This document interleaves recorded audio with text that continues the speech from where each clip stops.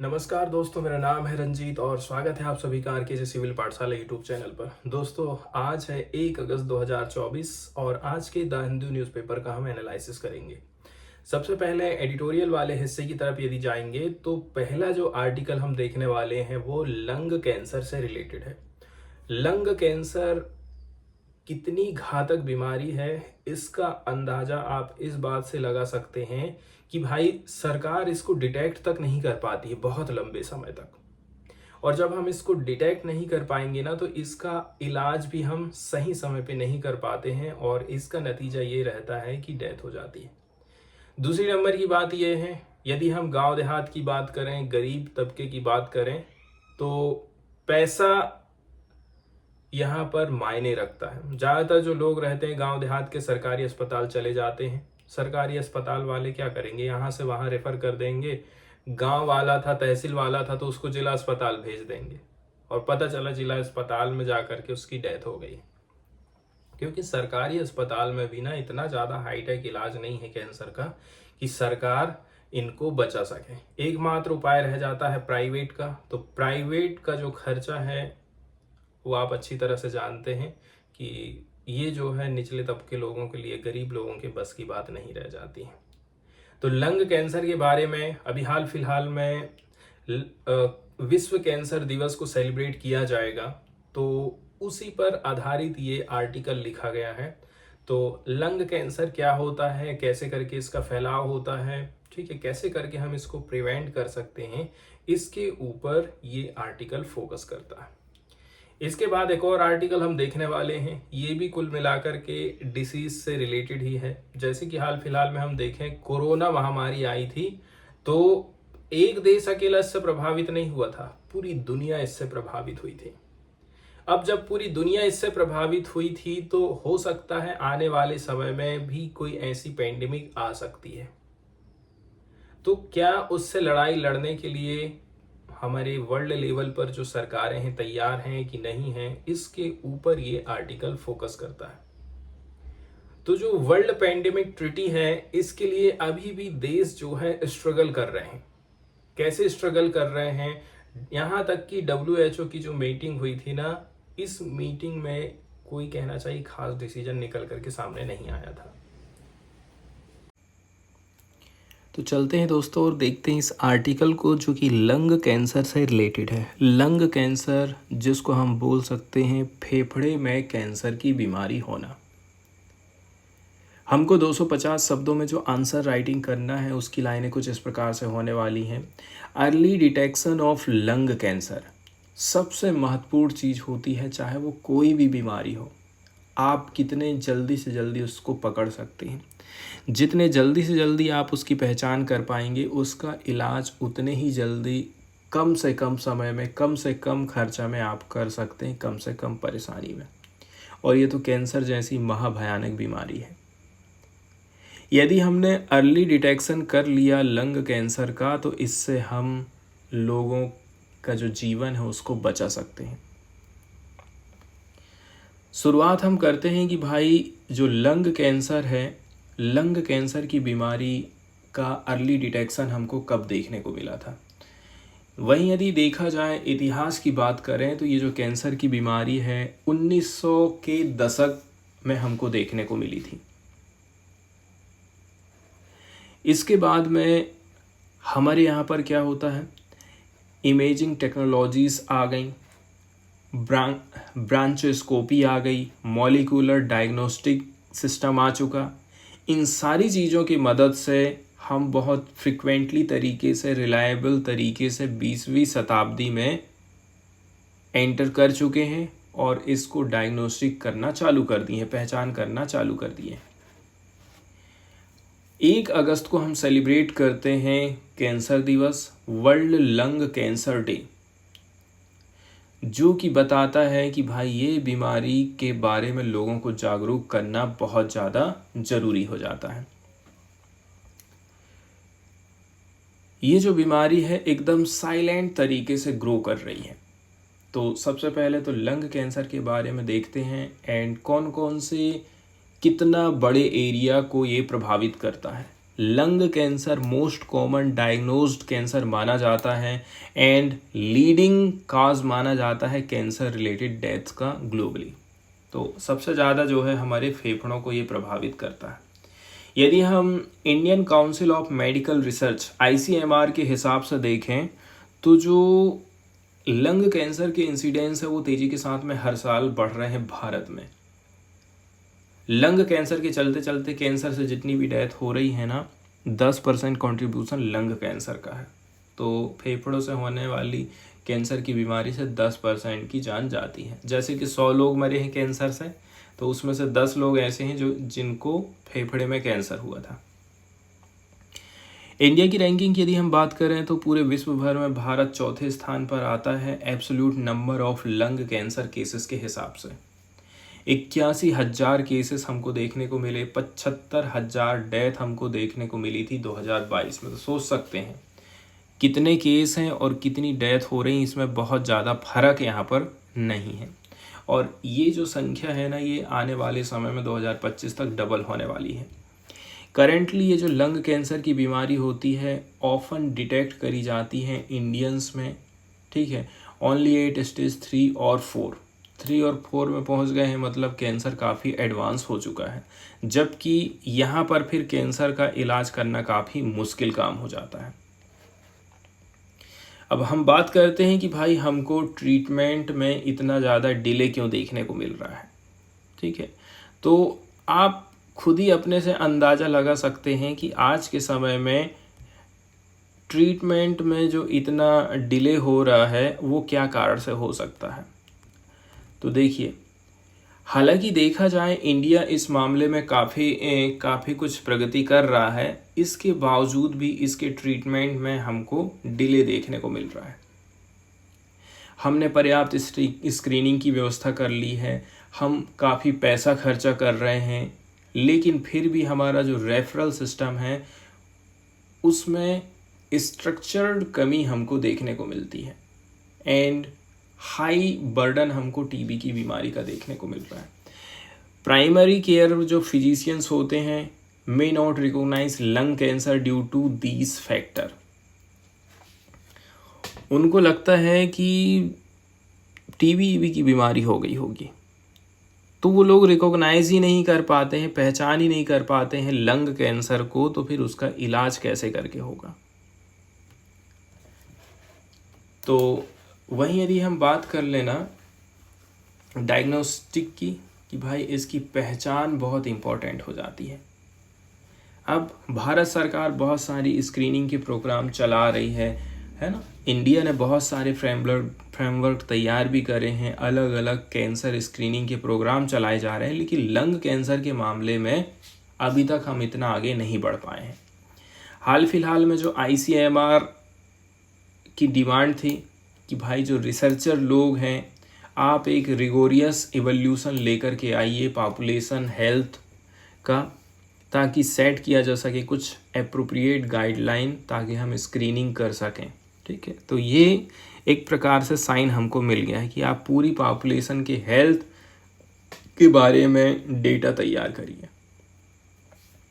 वहीं यदि हम बात करें कि भाई ये जो लंग कैंसर की बीमारी होती है आखिर फैलते कैसे करके हैं, तो जो फेफड़े की कैंसर की बीमारी है इसका प्रिवलेंस तेजी के साथ में फैलते जा रहा है। उसका रीज़न है smoking, but also to rising level of air pollution.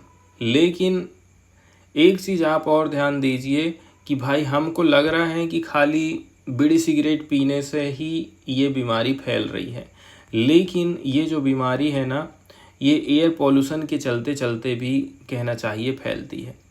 कैसे करके फैलती है इसके बारे में भी आप डाटा यहाँ पर देख सकते हैं। एयर पॉल्यूशन के चलते चलते लंग कैंसर से जो डेथ हो रही है इसमें वृद्धि देखने को मिली हमको 30% 2007 से यदि देखें तो। वहीं रीजन की बात करें तो जो पार्टिकुलेट मैटर होते हैं PM10, PM2.5 जो टॉक्सिक मेटल्स होते हैं, एंड गैस इसमें कौन कौन आ जाता है, सल्फर डाइऑक्साइड, नाइट्रोजन ऑक्साइड, ये डिटरमेंटल इफेक्ट डालते हैं लंग हेल्थ के ऊपर। इसी के चलते चलते जो लंग कैंसर है हमको देखने को मिलता है। इसलिए एक तो एयर पॉल्यूशन और दूसरा बीड़ी सिगरेट। एयर पॉल्यूशन में क्या क्या चीज़ आ जाता है, PM10 है, PM2.5 है और टॉक्सिक मेटल है। साथ ही साथ गैस की यदि हम बात करें तो सल्फर डाइऑक्साइड है, नाइट्रोजन ऑक्साइड है, ये सब मिला करके लंग कैंसर को और भी ज़्यादा बढ़ाते हैं। अगला जो रीजन की हम बात कर रहे हैं, ये वाला जो रीजन है, कौन सा रीजन है, ये है स्मोकिंग का। ठीक है, पार्टिकुलरली आप ग्रामीण क्षेत्र में तो हम बहुत ज़्यादा देखे हैं, शहर की तो मैं नहीं बात करता। शहर में तो मैंने देखा था कि भाई लड़कियां तक पी रही हैं और एक प्रकार से वो फैशन है उनका। स्मोकिंग टैबाको एक मेन रीज़न माना जाता है लंग कैंसर का। इसमें cigarette, bidi, cigar and pipe, ये सारे चीज़ें स्मोकिंग टोबैको के अंतर्गत आती हैं और ये प्राइमरी रिस्क फैक्टर माने जाते हैं लंग कैंसर के लिए। एक और चीज़ है सेकंड हैंड स्मोक की। सेकंड हैंड स्मोक के बारे में मैंने आपको पहले ही बताया था कि आप बाजू में बैठे और आपके बाजू वाला सिगरेट पी रहा है, वो धुआं जो छोड़ रहा है वो नया नहीं है, वो सेकंड हैंड बन गया और उसको आप फिर अंदर खींच रहे हैं, तो ये हो जाता है second hand smoke. Non smoker लोगों को भी कैंसर की बीमारी आजकल देखने को मिल रही है, वो होता है रीजन क्या, सेकंड हैंड स्मोक का। इसके अलावा ऑक्यूपेशनल हजार्ड्स हो सकते हैं जैसे कि asbestos, radon and certain chemical. Air pollution है, हेरिडिटरी केयर सिंड्रोम है and previous chronic lung disease. आपको पहले से ही यदि फेफड़े में कोई बीमारी है तब भी आपको ये कैंसर हो सकता है। आप जहाँ पर काम कर रहे हैं वहाँ की कंडीशन कैसी है, वहाँ कुछ जहरीली मेटल हो सकते हैं जिनके कण आप सांस से ले रहे हैं, जैसे कि एस्बेस्टास हो गया, रेडॉन हो गया, कुछ सर्टेन केमिकल हैं। तो आप भले ही बीड़ी सिगरेट नहीं पी रहे हैं लेकिन इन सब चीज़ों के चलते चलते आपको कैंसर की बीमारी हो सकती है। वहीं यदि हम बात करें ऐसे व्यक्ति जो कि स्मोकिंग का काम नहीं कर रहे हैं फिर भी उनको बिना स्मोकिंग के ही कैंसर की बीमारी फैल रही है। 40% जो लंग कैंसर पेशेंट होते हैं वो नॉर्थ इंडिया से आ रहे हैं और इन्होंने कहना चाहिए स्मोकिंग नहीं किया है। ये चीज़ बताती है कि हमें ब्रॉडर अवेयरनेस फैलाने की ज़रूरत है, प्रिवेंटिव मेजरमेंट लेने की ज़रूरत है। Often a combination of factor contribute to lung cancer among non smokers. वहीं यदि हम चर्चा करें कि ये जो लंग कैंसर की बीमारी होती है कैसे करके इसका फैलाव होता है, तो तेज़ी के साथ में लंग कैंसर का जो प्रिवलांसेस है, प्रसार है, वो बढ़ते जा रहा है। तो ये केवल स्मोकिंग के अकेले चलते नहीं हैं बल्कि एयर पॉल्यूशन के चलते चलते भी ये बीमारी फैलती है। टोबैको स्मोकिंग के बारे में हम देख लिए थे, सेकंड हैंड स्मोक के बारे में भी हम देख चुके हैं कि भाई जो एस्बेस्टास है, रेडॉन है, सर्टेन केमिकल हैं, ये सब भी यदि हमारी नाक के माध्यम से अंदर जा रहा है ना तो लंग कैंसर हो सकता है। ज़रूरी नहीं है कि आप बीड़ी सिगरेट पीते हों, ये भी बीड़ी सिगरेट ही है, आप समझ सकते हैं। इसके अलावा हमने नॉन स्मोकर्स की भी बात करी। नॉन स्मोकर्स का जो परसेंटेज है लगभग 40% ऑफ जो लंग कैंसर पेशेंट हैं नॉर्थ इंडिया से आ रहे हैं और इन्होंने कभी भी बीड़ी सिगरेट नहीं पिया है। इसलिए तो हम कहते हैं कि भाई आप ब्रॉडर अवेयरनेस सरकार को फैलाना चाहिए, प्रिवेंटिव मेजर कैसे करके आप ले सकते हैं कि भाई कैंसर से आप बच सकें। अब तीसरे नंबर की यदि हम बात करें, वन ऑफ द जो स्ट्रॉन्गेस्ट प्रिडिक्टर माना जाता है वो एक जेनेटिक म्यूटेशन से रिलेटेड होता है। लंग कैंसर को एसोसिएट करके देखा जाता है नॉन स्मोकर को, यदि ये बीमारी हुई है ना तो वो ऐसा हो जाता है कि हो सकता है जेनेटिक चेंजेस आ गए हैं, इसके चलते चलते ये बीमारी उसको फैली होगी। अब अर्ली डिटेक्शन करना इसका बहुत ज़्यादा इम्पोर्टेंट हो जाता है। अर्ली डिटेक्शन यदि आपने कर लिए ना तो आप ये समझ लीजिए कि कैंसर को आप ख़त्म कर देंगे बड़े आसानी से, और नहीं तो ये जो बीमारी गंभीर होते जाती है इतना बड़ा रूप ले लेती है, तीसरे और चौथे स्टेज में आप पहुंच जाते हैं तो आप सोच लीजिए कितना मुश्किल हो जाता है फिर उस चीज़ को ठीक करना। तो systematic lung cancer screening programme की बात करें या फिर ट्रीटमेंट की बात करें, तो अभी तक हमारे यहाँ पर ऐसा कोई सिस्टमेटिक लंग कैंसर प्रोग्राम देखने को नहीं मिला है। ठीक है, ऐसा क्यों है कि भाई सिस्टमेटिक यदि तरीके से इसकी स्क्रीनिंग करेंगे ना तो खर्चा बहुत ज़्यादा आ जाएगा। Cost and logistical constraint, concern regarding high false positive rate owing to the TB burden.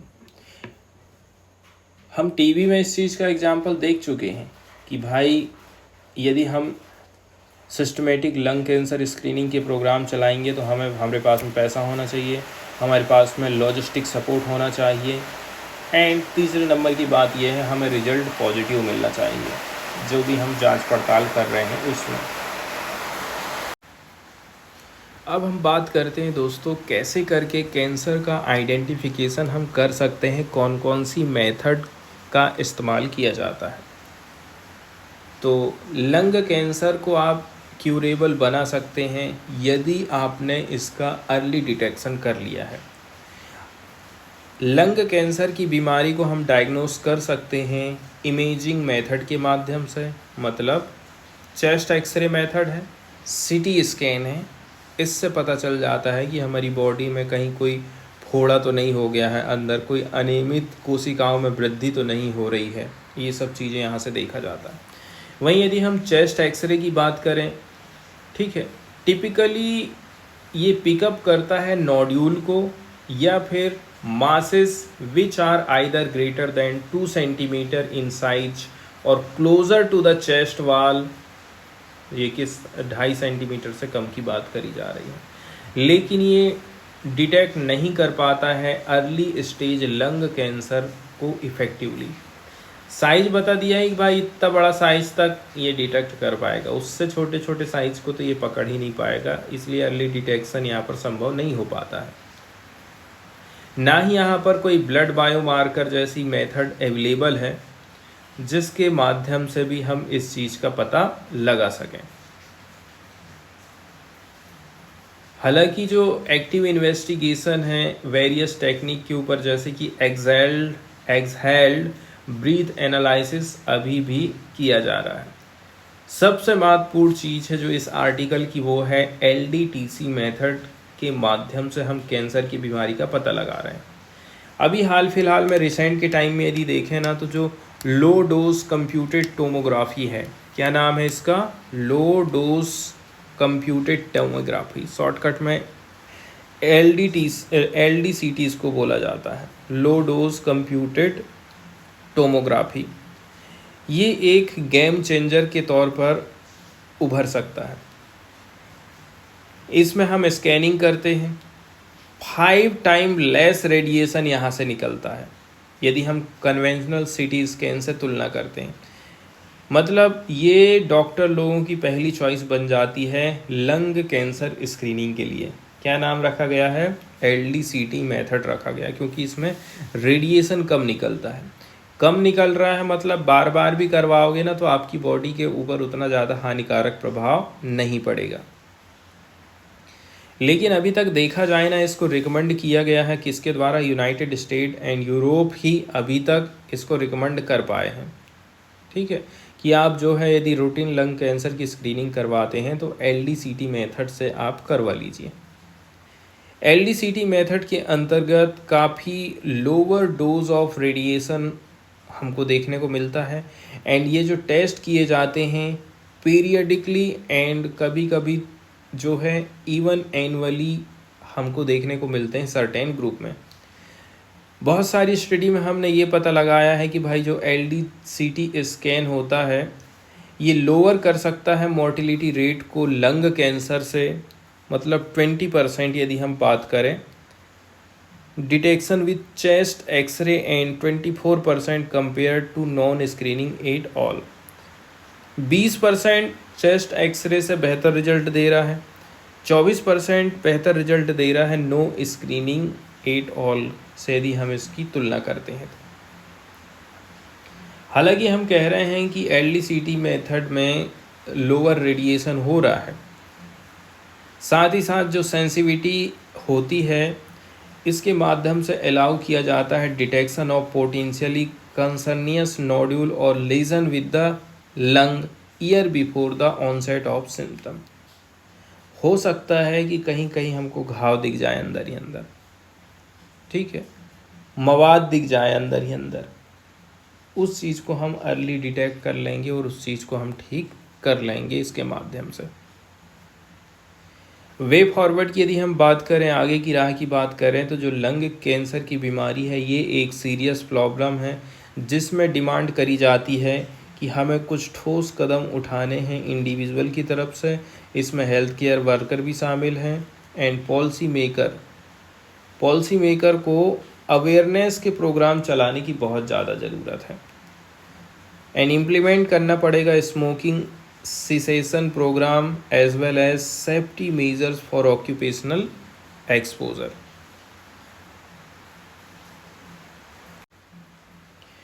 इस आर्टिकल के माध्यम से हम चर्चा करने वाले हैं विश्व में फैलने वाली महामारियों से पूरी दुनिया कैसे करके लड़ाई लड़ सकती है। एक देश की बात यहाँ पर हम नहीं करेंगे, यहाँ पर हम बात करेंगे कि कैसे करके जो हमारे हाथ की पांचों अंगुलियाँ हैं ना, वो मिलकर के एक मुट्ठी का निर्माण करेंगी और इस प्रकार की जो पेंडेमिक हैं, महामारियाँ होती हैं, उनसे हम लड़ाई लड़ पाएंगे। एक बेहतरीन एग्जाम्पल हाल फिलहाल में कोरोना का था। कोरोना जब आया था तो मेडिकल में हमको क्या देखने को मिला? मेडिकल में हमको ये देखने को मिला कि भाई काला बाजारी एकदम तेज़ी के साथ में बढ़ रही थी। 10 रुपये का जो मास्क है, 5 रुपये का जो मास्क है, 25 रुपये, 40 रुपये, 50 रुपये में बेचा जा रहा था। ठीक इसी प्रकार से ये तो खाली हमारे देश अकेले की बात हो गई। यदि हम बड़े लेवल पर बात कर लें तो क्या बड़े लेवल पर वैक्सीन का होर्डिंग नहीं लगा होगा? होर्डिंग लगाने का मतलब ये है बड़ी बड़ी जो कंट्री हैं, बड़े बड़े जो देश हैं, अमीर देश हैं, उन्होंने ढेर सारा वैक्सीन खरीद के रख लिया और बाकी के दूसरे देशों के लिए फिर वैक्सीन की कमी जा रही है। जब उन्होंने अपने पास रख लिया है ना, तो आप ये समझ लेना कि उस वस्तु के दाम में भी बढ़ोतरी होने वाली, क्योंकि वो मार्केट में अब कम हो रही है। तो पूरी दुनिया को ये समझने की ज़रूरत है कि यदि हम जो भी बाधाएं आ रही हैं, जो ब्लूप्रिंट तैयार किया गया है मोर equitable and resilient global health system लाने के लिए, इसकी ऑब्स्टेकल्स कौन कौन सी हैं, इनको डायग्नोज करना बहुत ज़्यादा ज़रूरी हो जाता है। यहाँ पर हमको 3 किस्म के वर्ड एक से दिखाई देते हैं। एक होता है एंडेमिक, दूसरा होता है एपिडेमिक और एक होता है पेंडेमिक डिसीज़। तो जो पेंडेमिक डिसीज़ है, इसमें आप देख सकते हैं एक तरफ तो इधर वाला महाद्वीप और दूसरी तरफ इधर वाला महाद्वीप पूरी तरह से इस बीमारी के साथ में चपेट में आ गया है। एपिडेमिक डिसीज़ के अंतर्गत क्या होता है? When there is a sudden increase in cases spreading through a large population like a country, an outbreak is similar but as usually cover a smaller geographic area. इसमें ज़्यादा बड़ा जियोग्राफिक एरिया शामिल नहीं किया जाता है। वहीं जो एंडेमिक डिसीज़ होते हैं, ये एक कॉन्स्टेंटली हमको प्रेजेंट देखने को मिलता है सर्टेन पॉपुलेशन या फिर रीजन में, एंड रिलेटिवली लो स्प्रीड हमको देखने को मिला है, जिसको हम बोलेंगे एपिडेमिक डिसीज़।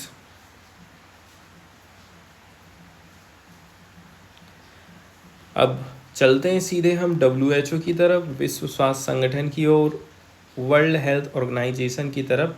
तो WHO के 194 जो मेंबर स्टेट हैं, वो लोग फाइनल नहीं कर पाए हैं हिस्टोरिक पेंडेमिक एग्रीमेंट को।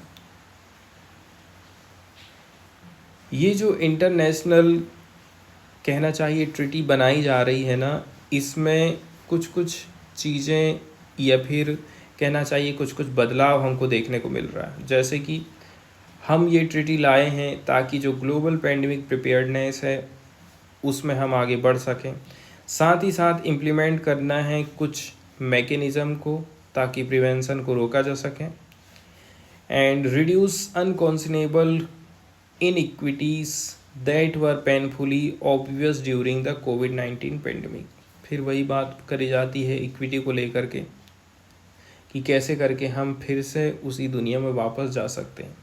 77वें नंबर का वर्ल्ड हेल्थ असेंबली का आयोजन किया गया था, ठीक, शॉर्टकट में उसको WHA बोला जाता है। डेट रखी गई है कब? 27 मई से लेकर के 1 जून 2024 तक जिनेवा में।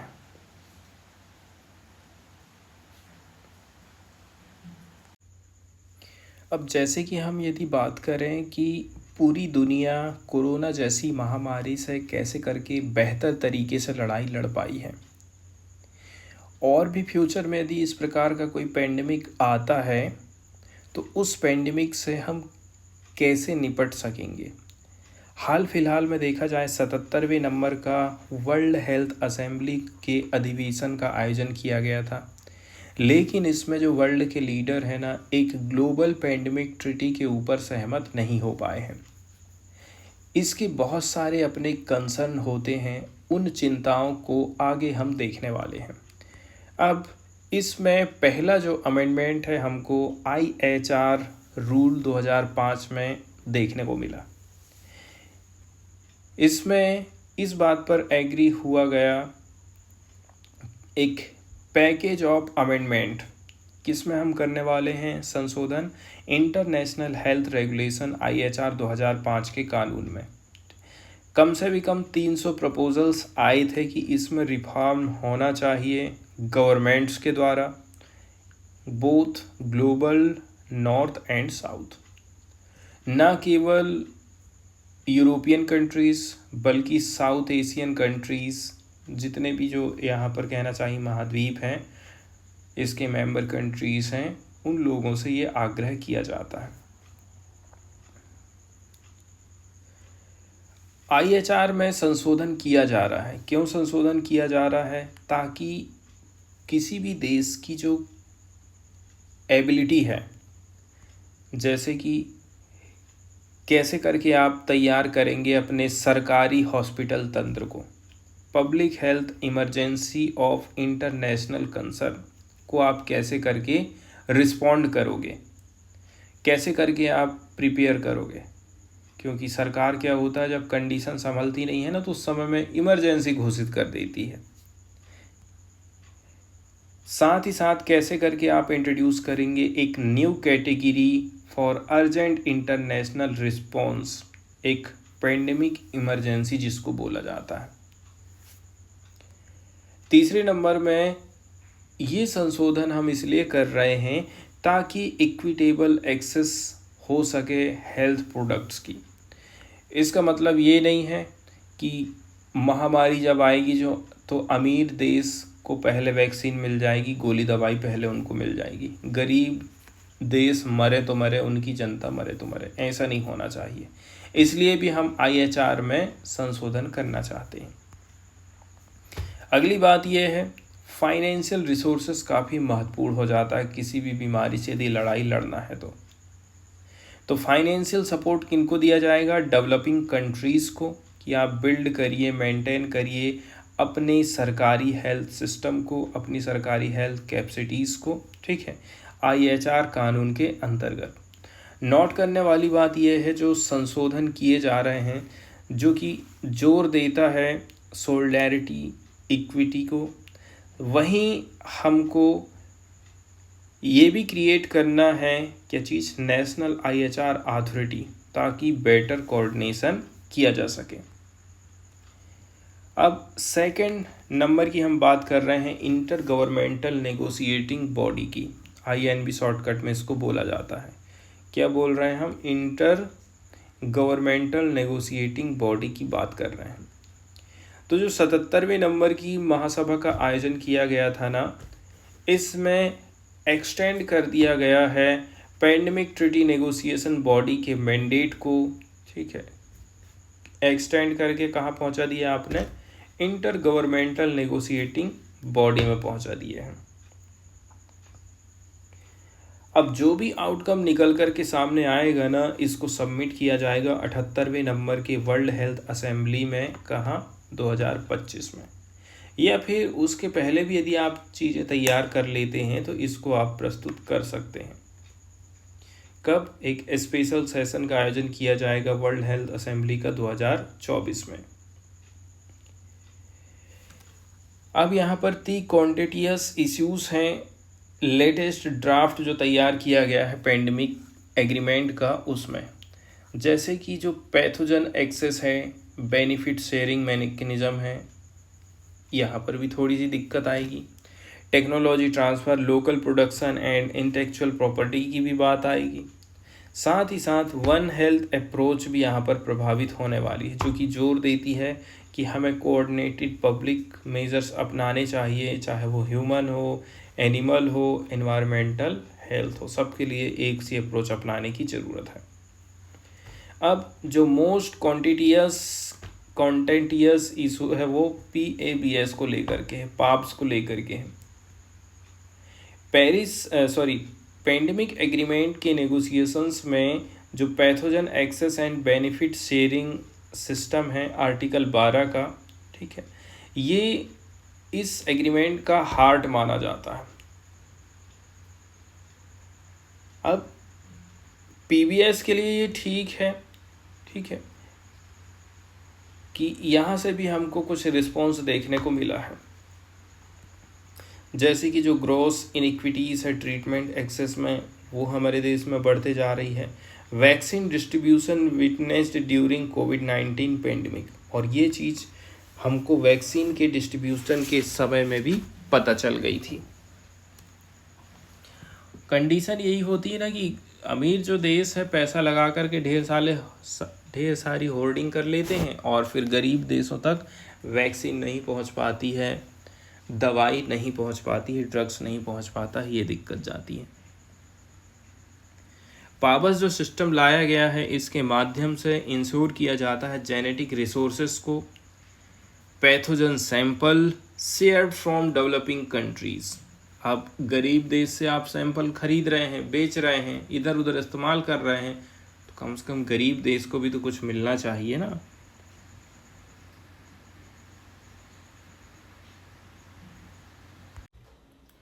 अब इसके बाद यदि हम चर्चा करेंगे, जैसे जो अमीर देश होते हैं वो क्या काम करते हैं, दूसरे जो गरीब देश हैं जिनके पास फैसिलिटीज़ अवेलेबल नहीं है, वो लोग पहचान नहीं कर पा रहे हैं कि कौन सी बीमारी है, कैसे करके ठीक किया जा सकता है, कैसे करके वैक्सीन बनाई जा सकती है। तो बदले में अमीर देश क्या काम कर सकते हैं, वैक्सीन का निर्माण करेंगे, उसके इलाज के लिए दवाइयों का विकास किया जाएगा, primarily based in wealthy countries using genetic information from pathogens in low and medium income countries। तो जो अमीर देश हैं, अमेरिका जैसी कंट्रीज़ है, और भी जो कहना चाहिए मॉडर्न कंट्रीज़ है, ये लोग क्या काम करते हैं, जो पैथोजन है, जेनेटिक रिसोर्सेस है, वो गरीब देशों से उठाते हैं, उसके ऊपर स्टडी करते हैं, इसके बाद गोली दवाई बनाना, वैक्सीन का निर्माण करना, ये सब वो करते हैं। अब इसमें उनको ये इंश्योर करना है कि हम यदि आपसे कोई चीज़ ले रहे हैं तो हम भी आपको कोई चीज़ दे सकें, ये चीज़ इंश्योर करना बहुत ज़्यादा ज़रूरी हो जाता है। वहीं यदि हम बात करें लो एंड मिडिल इनकम कंट्रीज़ की, ठीक है, तो कम से भी कम आपको गारंटी तो देना चाहिए कि कम से कम 20% ऑफ शेयर पेंडेमिक प्रोडक्ट, जैसे कि गरीब देश आपको कुछ दे रहा है तो कम से कम उसका 20% तो आप दे दीजिए। जबकि बहुत सारी जो हाई इनकम कंट्रीज़ हैं वो लोग क्या बोलते हैं, उनका कहना है कि भाई ये जो 20% है ना, ये मैक्सिमम लिमिट रहेगी। आपसे यदि हम कुछ कमा रहे हैं तो 100 रुपये में 20 रुपये ही देंगे, उससे ज़्यादा नहीं देंगे। और कुछ अमीर देश कहते हैं कि हम 20% भी नहीं देंगे आपको। तो महामारी के जो उत्पाद हैं उनमें कम से भी कम 20% की गारंटी देना चाहिए। अब हम बात करते हैं कि भाई कोरोना की जो महामारी आई थी, इससे क्या हम लोग कुछ सीख लिए हैं। तो कोरोना से हमने क्या क्या सबक लिया है। कोरोना के टाइम पीरियड में आप देखेंगे लोग इंटेलेक्चुअल प्रॉपर्टी प्रोटेक्शन में लगे हुए थे, रिच वर्ल्ड जो है होर्डिंग में लगी हुई थी, एक्सपोर्ट में रिस्ट्रिक्शन लगा हुआ था, मैन्युफैक्चरिंग बहुत कम हो गई थी, और महंगाई तेज़ी के साथ में बढ़ रही थी। कोरोना के चलते चलते ही तो हम देखते हैं पेट्रोल का दाम इतना हाई हो गया, चीज़ों के दाम, चाहे वो मोटरसाइकिल हो चाहे अन्य चीज़ हैं, सब के दाम तेज़ी के साथ में बढ़े थे। अब यदि हमको बीमारी से लड़ाई लड़ना है तो ये कैसे संभव हो सकता है? इसके लिए टेक्नोलॉजी ट्रांसफ़र होना चाहिए, ठीक है। दूसरे नंबर की बात यह है अपने नॉलेज को हम कैसे करके बढ़ा सकते हैं, हमारे देश में स्किल कैसे बढ़ सकता है। ये सारी चीज़ें काफ़ी क्रूशियल स्टेप मानी जाती हैं यदि आपको प्रिपेयर करना है पेंडेमिक के साथ लड़ाई लड़ना है तो। इसके बावजूद आप देखेंगे जो टेक्नोलॉजी ट्रांसफ़र की बात करें, लोकल प्रोडक्शन की बात करें, ठीक है, ये चीज़ कंपनसेट कर सकती है पाबस के जो नेगोशिएशंस हैं, ठीक है, उसके फेल्योर के लिए, ठीक है। पाबस तो अच्छी अच्छी बात बोलता है, लेकिन लोग क्या काम कर देते हैं कि जो स्ट्रॉन्ग टेक्नोलॉजी ट्रांसफ़र है और जो लोकल प्रोडक्शन है ना, ये चीज़ कंपनसेट कर सकती है पाबस की जितनी भी नेगोशिएशंस की कमियां हैं या फिर उसकी असफलताएं हैं उसको। तो इसमें भी हम ये ध्यान देंगे कि भाई टेक्नोलॉजी का ट्रांसफ़र होना चाहिए। जैसे कि अमेरिका को वैक्सीन बनाते बन जाता है, तो टेक्नोलॉजी का ट्रांसफ़र इंडिया को कर सकता है, बोल सकता है कि आप भी वैक्सीन बनाइए। इंटेलेक्चुअल प्रॉपर्टी में आपको छूट देना पड़ेगा ऐसे समय में। ऐसा नहीं है कि खाली आप किस कंपनी बस वो दवाई बना पाएगी, दूसरी कंपनी की दवाई वो कोई बना ही नहीं सकती। इसलिए इंटेलेक्चुअल प्रॉपर्टी में छूट देना ज़रूरी हो जाता है। हमारी जो मैन्युफैक्चरिंग की कैपेसिटीज़ है उसमें डाइवर्सिटीज़ आना चाहिए। ऐसा नहीं है कि खाली चाइना ही अकेला बना रहा है, जापान अकेले ही बना रहा है, यूरोपियन कंट्रीज ही अकेले बना रहे हैं, गरीब देश भी बना सकें, इस पर भी हमको ध्यान देना है। यहाँ पर देखिए WHO की जो बैठक का आयोजन किया गया था ना, इसमें बहुत सारे मुद्दे ऐसे हैं जिनमें हमको डिले देखने को मिलता है, ठीक है। यदि हम PABS सिस्टम की बात करें तो जो प्रोडक्शन को लेकर के कि कैसे करके प्रोडक्शन को मैनेज किया जाएगा, टेक्नोलॉजी को कैसे करके ट्रांसफ़र किया जाएगा, इंटेलेक्चुअल प्रॉपर्टी को कैसे करके हैंडल करेंगे, ये इन सब का उल्लेख आर्टिकल 10 और 11 में हाईलाइट किया जाता है। ये कुछ मामले हैं जिसके चलते चलते जो नेगोशिएशंस है ना, उसमें हमको डिले देखने को मिलता है। सेंट्रल इशू हो जाता है condition for technology transfer. America अपनी टेक्नोलॉजी भारत को देगा, इसके लिए क्या क्या कंडीशन हो सकती है, ठीक है। तो जो एक सेंट्रल इशू हो जाता है। हालांकि यदि आप मैकेनिज्म तैयार कर लेते हैं, जैसे कि प्रोडक्ट इंफॉर्मेशन शेयरिंग कर सकते हैं, ठीक है, आप यूज़ कर सकते हैं WTO agreement on trade related aspect of intellectual property rights, trips का इस्तेमाल कर सकते हैं, आप प्रोडक्ट इंफॉर्मेशन शेयरिंग का इस्तेमाल कर सकते हैं, ठीक है। साथ ही साथ कुछ फ्लेक्सिबिलिटीज़ होना चाहिए, जैसे कि कंपलसरी लाइसेंसिंग में यहाँ पर भी फ्लेक्सिबिलिटीज़ की ज़रूरत है बोला जा रहा है। ऐसा नहीं है कि एकदम लाइसेंस कंपलसरी ही आप कर दें, लेकिन यहाँ पर हमको थोड़ा सा कमी दिखाई देती है know how and binding nature of this transfer में। जो अमीर देश होते हैं वो हमेशा से ही क्या बोलते हैं, voluntary and mutually agreed term के ऊपर फोकस करते हैं। वॉलंटरी मतलब करना है तो करेंगे, नहीं करना है तो नहीं करेंगे। लेकिन जो म्यूचुअली एग्रीड टर्म की लैंग्वेज है ये आपको डिस्करेज कर सकती है गरीब देशों को, पार्टिकुलरली जो गरीब देश है ना उनको डिस्करेज कर सकती है from adopting mandatory approaches recognise under the TRIPS agreement. TRIPS agreement के अंतर्गत जो मैंडेटरी अप्रोचेस बताई गई हैं वो नहीं अपनाई जा रही हैं। इसलिए तो अमीर देश कहना चाहिए, अमीर देश और गरीब देश दोनों के बीच का जो अंतर है ना वो बढ़ते ही जाता है। वहीं यदि हम वन हेल्थ की बात कर लें, वन हेल्थ का मतलब ये है कि आप ये नहीं सोच सकते कि खाली इंसानों से ही बीमारी फैल सकती है, आपको जानवरों के ऊपर भी फोकस करना पड़ेगा, क्योंकि कि बहुत सारी जो बीमारी है ना जानवरों से इंसानों में फैलती है। जैसे कोरोना की जो महामारी है उसके बारे में भी यही बोला जाता है। जो ड्राफ्ट तैयार किया गया है एग्रीमेंट का, इसमें बोला जाता है कि जितने भी मेंबर स्टेट हैं आपको एडॉप्ट करना पड़ेगा एक पेंडेमिक प्रिपेयर्डनेस सर्विलांस अप्रोच को, जो कहती है कि हमें इंटरकनेक्शन देखने को मिल रहा है लोगों के हेल्थ में, एनिमल के हेल्थ में, ठीक है, एनिमल और पीपल का जो हेल्थ है जुड़ा हुआ है आपस में, इन्वायरमेंट ये भी जुड़ा हुआ है, and promote A coherent integrated coordinated and collaborative effort. इसके लिए हमें क्या चीज़ करने की ज़रूरत है, आप कोई भी काम करिए इंटीग्रेटेड मैनर में, कोऑर्डिनेटेड मैनर में, कोलैबोरेटिव मैनर में आपको काम करने की ज़रूरत है, ठीक है, रिलेवेंट ऑर्गेनाइजेशन में, सेक्टर में, एक्टर में। हाई इनकम कंट्रीज़ की हम बात कर लें, पार्टिकुलरली यूरोपीय जो यूनियन है स्ट्रांगली सपोर्ट करते हैं वन हेल्थ सिस्टम का। इसके अलावा जो इंटरनेशनल लॉ के हिसाब से बाधाएं उत्पन्न हो रही हैं ना, अंतर्राष्ट्रीय कानून में स्थायी बाधा जो आ रही है उसको हमको कहना चाहिए ठीक करना है। कैसे करके हम कर सकते हैं, हमारे पास में कॉम्प्लायंस का एक मजबूत तंत्र होना चाहिए। आपको हमारी बात मानना ही पड़ेगा, कानून की बात मानना ही पड़ेगा, उसी को बोलते हैं रोबस्ट कॉम्प्लायंस मैकेनिज्म।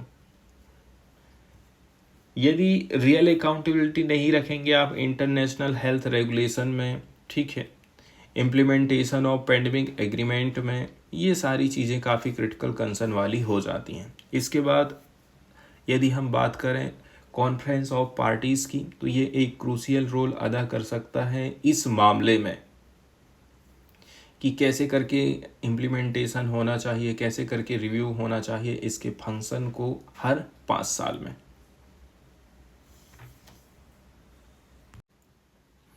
अगला जो न्यूज़ का आर्टिकल यहाँ पर हम डिस्कस करने वाले दोस्तों, ये स्टेट डिजास्टर रिस्पांस फंड से रिलेटेड है, ठीक है। तो जो स्टेट डिजास्टर रिस्पांस फंड होता है, जिसको शॉर्टकट में SDRF भी बोलते हैं, ये एक प्राइमरी फंड रहता है, ठीक है, जो कि अवेलेबल है स्टेट गवर्नमेंट के लिए। इसके माध्यम से हम रिस्पॉन्ड करते हैं डिजास्टर्स को। कोई भी डिजास्टर आता है, प्राकृतिक आपदा आती है, जैसे कि कहीं बाढ़ आ गई है, कहीं सुनामी आ गई है, कहीं पर लैंडस्लाइड हो गया, कहीं पर भूकंप हो गया है, तो लोगों को पैसा इसी फंड से निकाल करके दिया जाता है। तो जो स्टेट डिजास्टर रिस्पॉन्स फंड होता है, इसकी स्थापना करी गई थी section 48(1)(a) disaster management act 2005 के माध्यम से। ये जो पैसा होता है अवेलेबल रहता है स्टेट गवर्नमेंट के लिए, ठीक है, पार्टिकुलरली इसके लिए कुछ डिजास्टर को नोटिफाई किया जाता है।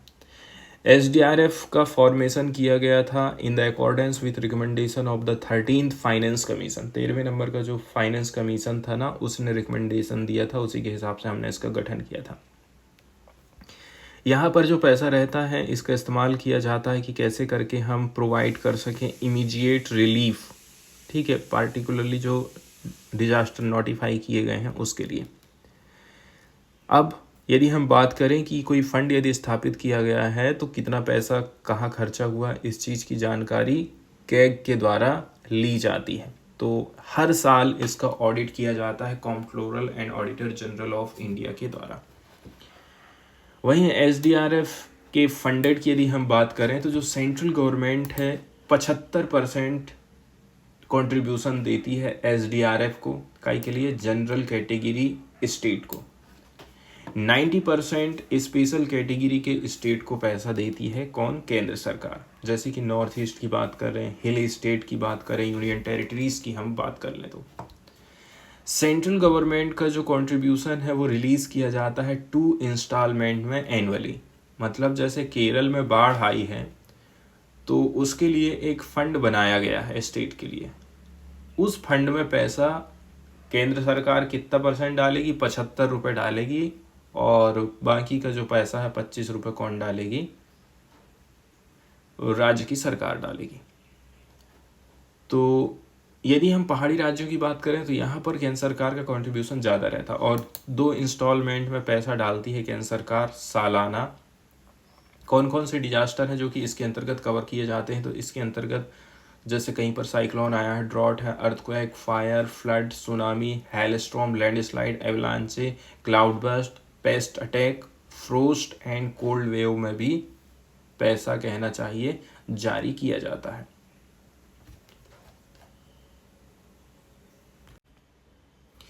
इस न्यूज़ में हम देखने वाले हैं कि जो आने वाले 30 साल हैं आने वाले जो 3 साल है ना, उसमें जो पावर कट है इंडिया में वो तेज़ी के साथ में बढ़ने वाला है।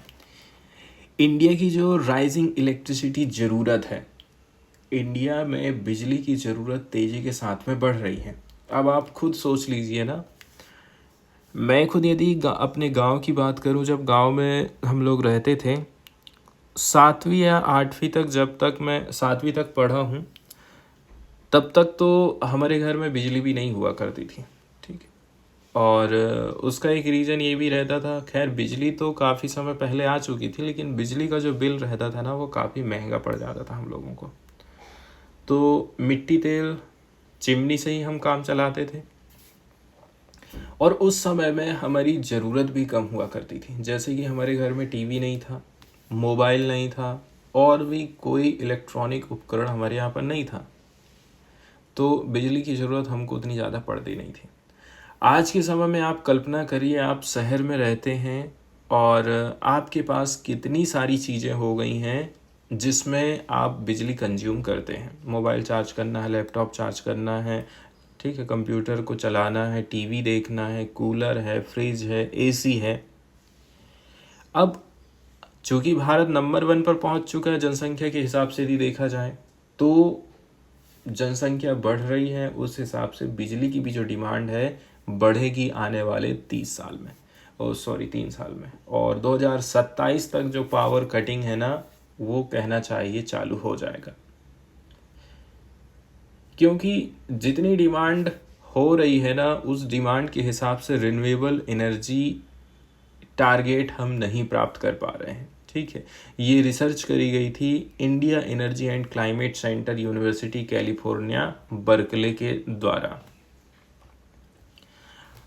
तो बोला जाता है कि अभी सिनेरियो इस प्रकार से चल रहा है, यदि हमारे जो कोल प्लांट है, थर्मल पावर एसेट है ना, ये यदि पूरी तरह से कहना चाहिए काम करना चालू नहीं करते हैं, ठीक है, तब तो और भी कंडीशन खराब हो जाएगी। हालांकि ये परिदृश्य तब भी संभावित है जब सभी कोयला संयंत्र, ताप विद्युत कंपनियां पूरी तरह से काम करेंगी, इसके बावजूद भी बिजली की ज़रूरत को वो पूरा नहीं कर पाएंगी। वहीं यदि हम बात करें, इंडिया की जो इंस्टॉल इलेक्ट्रिक कैपेसिटी है वो है 446 गीगावाट। 211 गीगावाट आता है कोल से, 195 गीगावाट आता है रिन्यूएबल एनर्जी सोर्सेस से, एंड बाकी की जो बिजली है गैस एंड न्यूक्लियर एनर्जी से हम लोग पूरा करते हैं। हालांकि देखा जाए, ये जितनी भी जो आप कैपेसिटी बोल रहे हैं, however not all of this capacity is available all the time। ये कैपेसिटी हमेशा ही अवेलेबल नहीं रहती है, इसलिए हम कह सकते हैं कि जो हीट वेव की कंडीशन है, जो कि पूरे दिन भर रहती है, अब दिन भर हीट वेव चल रही है तो इलेक्ट्रिसिटी की डिमांड भी जो है तेज़ी के साथ में बढ़ जाती है। यहाँ तक कि नाइट में भी आपको ज़रूरत पड़ती है एसी की। मतलब दिन में तो डिमांड ज़्यादा रहती है, इसको आप पूरा कर सकते हैं सोलर एनर्जी के माध्यम से, लेकिन सोलर एनर्जी आपको रात में नहीं मिल सकती। और गर्मी के समय में आप देखते हैं, गर्मी में नाइट में भी एसी चलाना पड़ता है। वहीं यदि हम बात करें 30 मई, पीक पावर डिमांड टच हो गई थी कितनी, 250 गीगावाट की 3 PM। कितने की बात हम कर रहे हैं, 30 तारीख की रात के दोपहर के 3 बजे की हम बात कर रहे हैं। एंड एस्टिमेट लगाया जा रहा है it hovered around 225 gigawatt at night. लेकिन ये जो डिमांड थी रात में कम हो गई थी, दिन में लोग ज़्यादा चला रहे थे, रात में लोग कम चला रहे थे, ठीक है। ये चीज़ सजेस्ट करता है, ये जो डिमांड है ना, ये कोल के माध्यम से तो पॉसिबल होने वाला नहीं है, ठीक है। कोल के माध्यम से पॉसिबल होने वाला नहीं है, क्योंकि 211 गीगावाट ही आप कोयला से प्राप्त कर पा रहे हैं, बाकी 195 रिन्यूएबल एनर्जी से हम प्राप्त करते हैं।